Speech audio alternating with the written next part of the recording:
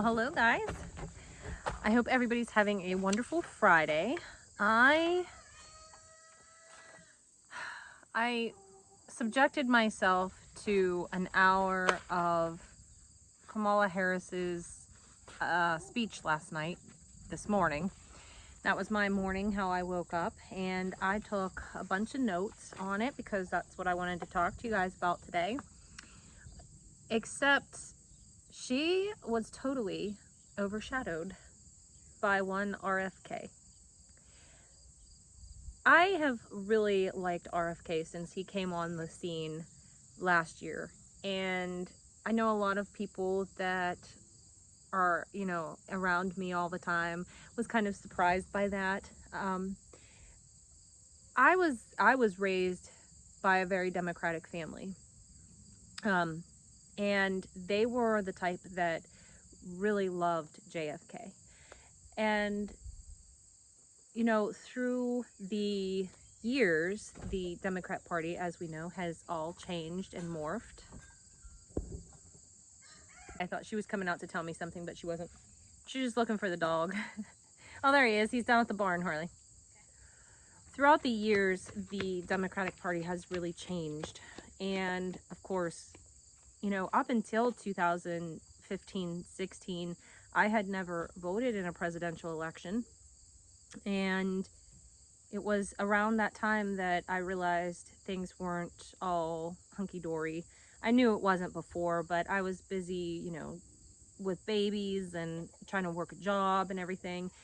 And so I really didn't pay too much attention to politics up until that point. Of course, we had seen so much, I tried to just block it out through those years. But, you change your party lines to align with your values and the things that you like. But when RFK came on, I don't want to say hopeful that he would get the Democratic nominee, because I still wanted Trump, and there was a large part of me that didn't fully trust him. It was kind of one of those things like, where did you come from out of the blue, and why are you here, and what is your motive, and you're going to have to gain my trust. And today, on this day, he has completely gained the rest of my trust. He's fine. He can stay, Harley. Okay. He can stay with me. My little guy. Anyways, he's gained my respect and he's gained my trust. And I am so pleased with his speech. I listened to the entire thing. I was actually mowing grass as I was doing it, and I was completely captivated by his entire speech. Now, I had known before about him saying that the Democrat Party had sued him and his campaign in almost every state. They were just basically coming after him. He did the unthinkable, to be able to even get on the ballots in all the states. And I really think had the Democratic Party chosen him, this race would look very, very different, because I think that he is a class act that a lot of Democrats can look and say, this is who we want to represent our party. Because I think there are still a large amount of Democrats that don't have the values that the far left liberalism has right now. But I was so excited with his speech because, one, he came out and he exposed the corruption. Now, Donald Trump exposes the corruption, but I think in a way, I love Donald Trump. I think he's fantastic, but sometimes when he speaks on things, he doesn't do it in the most eloquent way. He's more blunt, and I can assimilate with that because I am also very blunt sometimes. He's very to the point, and he doesn't candy coat things. However, when RFK talks, he has this very suave manner, and he is just very well spoken and articulate, and I think that is so important sometimes. And when he comes and he tells you that this corruption is happening to him by the party that he belonged to, I think more people are going to take note. When he starts to talk about all the issues and why he aligns with Donald Trump so much, people are going to start to take note. Now there's going to be the people that are extremely far off onto the left that they're never going to even hear the words that are being said to them. They instantly put up a wall and that's it. There's just no reasoning with them, and that's fine. We kind of have to write those people off. But there are some people that are teetering, or some people that are very center leaning. I had a conversation with a friend of mine yesterday online, and he is center leaning left, and I'm pretty center right. I'm not very like extreme right, you know. And we had a lovely conversation where we could both see common grounds, and I said, this is how our conversation should be. And the reason we get along is because we're both center. You know, we can have these conversations because we're adults. It's when you get too far extreme on either side that it's insufferable and you really can't speak. And I just really think that this move by RFK is going to help the Trump campaign majorly. Some things that I really loved and appreciated about his speech, you know, obviously that he was talking about the corruption. He was talking about how he tried to reach out and they closed all the doors on him, which begs to wonder why. You would think that if the Democrat Party wanted to win, no matter what, they would have put him in, because I feel like that would have kind of just ran away with it. There's got to be a reason why they don't want him in there, and is it because he's going to expose further corruption? I really, really enjoyed hearing him talk about the health crisis in this country, because I can see it. And on my own Facebook page, I share all the time about food is medicine. This is why I homestead.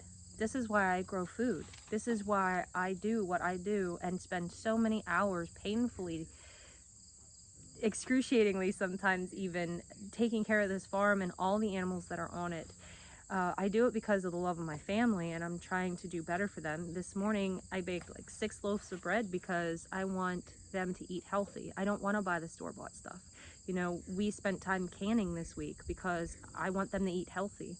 We raise our own food, our own meat, and go through that because we want to eat healthy. And I think it is so important that people identify that crisis, because that by itself is huge. And we can go down the rabbit hole of the autoimmune issues, the obesity issues, this mental health issues, and we can talk about those all really stemming from the food and the pharmaceutical industry. And so I respect so much about him talking about those things, because those are so important and they are so easily looked over by most everybody because it's considered cliche or just not on high enough importance. So I really loved that, and I really like RFK because of his stance on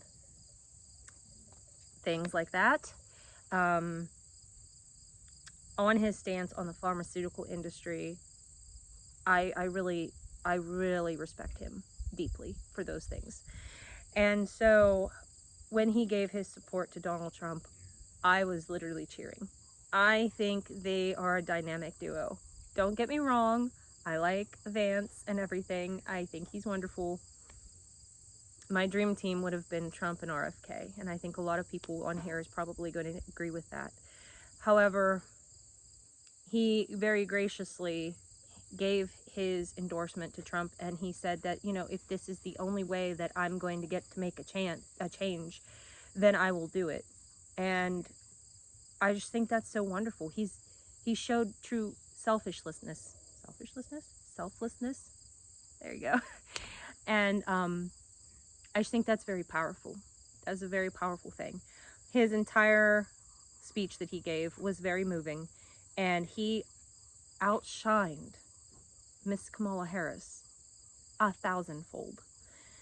People listening and streaming online were probably more moved by his speech and his thoughts and his policies than anybody could have ever been watching the DNC. Now, I told you guys I wasn't going to tune into the DNC because I didn't want to give them their ratings. And sure enough, they were, you know, using the ratings like, oh, well, Trump only had 12 million and we had 14 million. And that's because a lot of us were watching going, you people are just lying. I suppose somebody said that statistic, I think this was on Sky News. I've been listening to so many things, but they said that they mentioned Trump's name 142 times on day one. The whole thing was slander. The entire thing was lies. These were stuff that's been debunked, but the thing is, they just keep steamrolling with these lies because they have so many people fooled into believing them that they just keep amping them up because that's all they have. So I did write down a lot of notes from her speech. And man, I really don't even want to talk about it after Kennedy's brilliance today. However, I'm going to. I took some notes, and so if it's a little hodgepodge together, understand I'm reading from all my pages that I chicken scratched down. I could feel myself getting a bit aggravated when I was listening to her.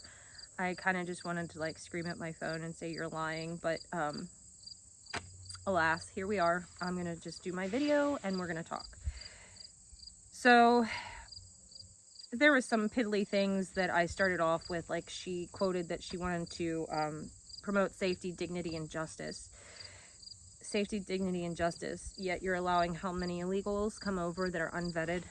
You want complete gun control. And you also are an advocate for defunding the police. How is that safety, dignity, and justice? You're going to see that this is very hypocritical, and they are now becoming the party of projection, and we'll go over that. She also said about wanting to lead with peace and unity. I mean, Hitler also said he wanted to lead with peace and unity, so those words are kind of lost. I feel like that's taken out of a very generic playbook. Okay. She talked about her work in California and how she did so much for them, which is ironic because the state of California didn't even give her all of their delegates. I don't even know if they gave her any, to be honest. I didn't watch, but I heard that they didn't give her the delegates. So that's kind of amusing. She claimed that she fought the cartels. And why isn't she still? Okay. She spoke for about 15 and a half minutes about where she came from, growing up, all of that, before the Trump bashing started. She said that he sent an armed mob to the Capitol, and that he fueled the flame. Meanwhile, they deleted the tweets and Instagram posts and everything of him telling people to go home peacefully. Now, some people will say there weren't an armed mob. I'm going to say that I wouldn't necessarily consider these people armed. Now, it did come out that a couple of them were carrying handguns. But my question is, do they have a concealed carry permit? Because if the answer is yes, okay, I would have probably been bringing mine with me when I went down there, because you never know how that's going to go. So that's self-protection. Why do you not, you're going back up to safety, you want your country to be safe. Why wouldn't you want people to be able to protect themselves when they're going into a precarious situation? And some may argue and say, well, then why did they go? You know what? I'd rather show up with a bit of protection and not need it, you know, regardless. So he told them to go home. There were a few people, I'm talking like 3 or 4 maybe, that the police said had a gun, and they were a handgun and they were concealed. So that leads me to believe that these people had permits to carry. Only one person was charged for having a handgun, so do with that information what you will. But of course, nobody used them, nobody drew them, and the fact of the matter is the one person that died was a Republican that was unarmed, that was killed by the Capitol Police. Okay, projection. She said he wants to set free the violent extremists, and she is speaking about the January 6th people. But I want to ask Ms. Harris, who set free the violent extremists from the George Floyd riots? Who set up their GoFundMe? And one of those violent extremists did go on to murder somebody. So again, we're projecting here, okay? She says that he wants to employ the active military after our own citizens. Where and when has he ever said that? And this is just fear-mongering in its finest right here. She's telling people that he's going to employ the military after us. That couldn't be farther from the truth. He's never said that. I don't know where she's come up with this bit of information, but I think it's really, really funny and really, really ironic that this man who has his plane had to make an emergency landing. Vance's plane had to make an emergency landing. Trump survived an assassination attempt where he was shot. And again, yesterday, was it? He was doing an interview and had to leave like that because he said he was in danger and everybody else was. So they arrested the guy that was threatening to try to assassinate him. This happened again. And now, who's inciting violence? It's them, but out of fear. These are the things that I wish the Democrats would sit down calmly and listen to what is happening, to open their eyes and see. Okay. She said that he's not here to serve the people, he's here to serve himself. But my question to that was, why would he want to be the president of the United States where the salary is nil compared to what he makes? He's now been tried and has he's like a federal felon, okay? He never had that before. He has fines and lawsuits and he's lost money. What about this is bettering himself? He's not doing it to better himself. He's doing it to better this country that he loves. Then the classic Project 2025. I am so tired of hearing about Project 2025. And why doesn't anybody ask Kamala about her support for Project 2030? I encourage you guys to go look that one up. And I don't know if she personally endorses that. However, we all know that they're very closely aligned with the WHO and the NWO and all the people at Davos, okay? And that's the people that are doing 2030. So I wouldn't see why they wouldn't align and sign their name on the dotted line with that. If you want to hop down a rabbit hole, go look that up. Project 2025, even somebody that was at the DNC convention said that he wrote the book called Project 2025. Project 2025, if you guys don't know, but you probably all do by now, is created by the, what the heck? Hold on. As I turned it off, it's the Heritage Foundation. The Heritage Foundation, which is a idea group. They come together with a bunch of ideas that they hope they can lobby to the government. They are based out of Washington, D.C., and they came up with Project 2025, hoping that they could get a Republican candidate to take that on. It is, some things are pretty extreme in it. Some things I think are wonderful. However, it is now something that the left has weaponized against Trump. However, he has distanced himself from Project 2025, said that he is not endorsing it, he's not in support of it. So, yeah, and my problem with everybody that always rants and raves about this Project 2025, the Heritage Foundation is not part of the government. They come up with ideas and hope the government buys it off of them, okay? They're not in a place to make laws. So where they come up with this, it's just more lies and more projection. It's ridiculous. She claimed that he tried to cut Social Security and Medicare. I've never heard that as being one of his policies. So she says that he wants to end the Department of Education, which he does, okay? But he really should, because it's a pretty corrupt organization. She says that that will take funding away from public schools. But the problem with that statement is that the Department of Education does not fund public schools. Our local tax-paying dollars does. So she's using this great big lie, and people should have common sense enough to know that your local tax dollars, you pay a school tax, right? It doesn't come from the Department of Education. So people should already see that that's a lie, but they don't think, so they just jump on board with that. She has this idea for an opportunity economy. And first I want to know what the actual F is an opportunity economy. I would like to hear more of your information on that. She wants everybody on an equal playing field, and of course she does, because that is socialism at its finest. She says she's going to end the housing shortage. I don't really think that there is a housing shortage. I don't know the statistics on that, I'll be honest. However, I see plenty of vacant homes, plenty of homes that are for sale. Nice homes. There are some homes that are kind of dumpy that probably could be fixed up, but there isn't a housing shortage. I think what it is a shortage of funding that people have to be able to go purchase these homes. You know, I think the average house price for a first-time home buyer is something like $350,000. My 20-year-old son, who is an entrepreneur and has his own business, is not going to go out and he can't afford to buy a $300,000 home, and he does very well for the age of 20, let me tell you.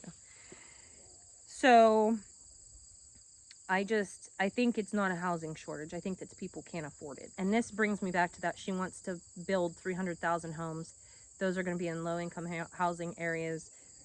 We're going back to the 15-minute city thing. I made a video about that earlier in the week or last week. Go see that for more information.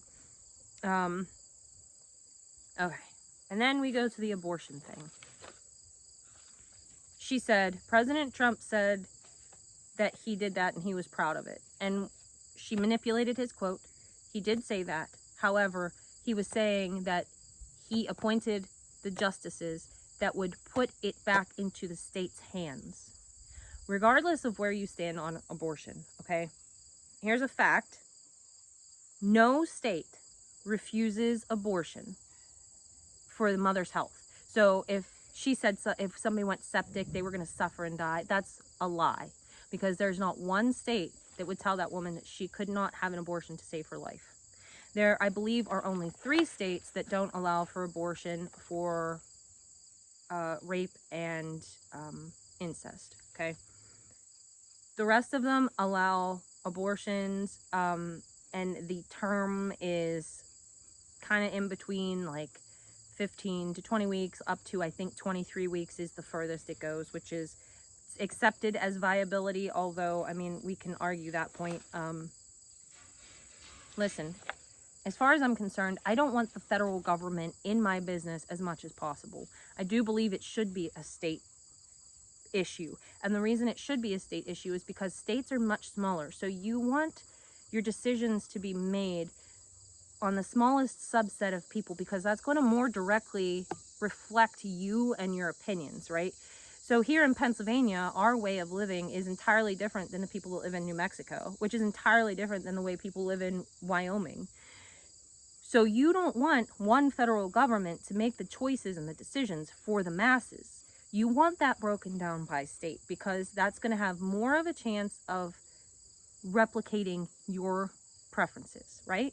So California is going to have much different preferences than Ohio, and vice versa. So we don't want the federal government's hand in our cookie jar more than they need to be. I applaud President Trump for putting that back into the state's hands, and I think there's still work to be done on that, but they need to stop lying about it. All right. Yeah, she also said he wanted to do a nationwide abortion ban, and that is false. That is a Project 2025 initiative. Doesn't have anything to do with Trump's campaign. Oh, I love this one. I laughed really hard at this. She said that they wrote the strongest border bill in history, and that Trump called his friends that were still in the government and told them to vote it down. So it's Trump's fault we have the illegal immigrants. How you like them apples? Projection. So she says she's going to reform broken immigration, secure the border. Honey, go do it now. She says she wants the strongest and most lethal military, and she wants to take care and honor them. If that's so, how about that Afghanistan withdrawal, right? Is that honoring them? Is that taking care of them?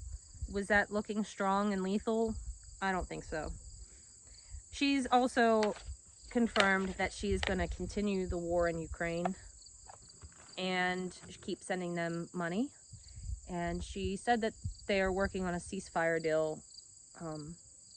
She did give her support to Israel. However, she backpedaled that real quick by saying that the suffering of the Palestinians needs to end. So in a nutshell, that was her speech. I suffered it, so you don't have to. I just wish people would do their own research. But again, I will say she was way outshined by Robert Kennedy. So as much as this was a drag to listen to, his speech was extremely enlightening. So I hope you guys enjoyed this summary. I hope that you can share it with your friends, because I am trying to be as unbiased as humanly possible while sharing light and fact-checking some of these things. And I may not even be right. I admit when I don't know things off by heart. However, we all need to research, and I did research on some of this. Some of this stuff I did know because I previously researched it. The problem is when you ask people about that are, you know, voting for her, and you ask them about their policies, she first of all, she doesn't have any policies, and second of all, people don't know. They have no clue what she's done or what her policies are, or what she's all about. They don't realize that she's a Marxist. They don't realize her ties with communism. And that's not me being inflammatory, derogatory, whatever. That's me being completely honest, because those are the facts. You guys can feel free to research any of it on your own. If you guys have more information, leave it in the comments as always. And I hope you guys had a great day, and I will see you in the next video. Bye.